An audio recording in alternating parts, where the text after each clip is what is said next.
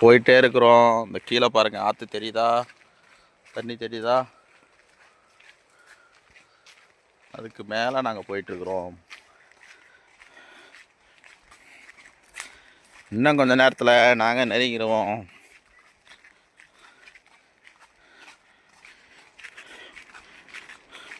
பாருங்கள், கீழே ஆறு போயிட்டுருக்குது, நாங்கள் மேலே போயிட்டுருக்குறோம்.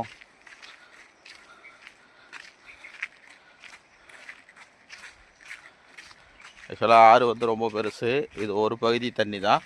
இதே மாதிரி அந்த பக்கம் லாஸ்ட்டில் ஓரமாக தண்ணி போகும்.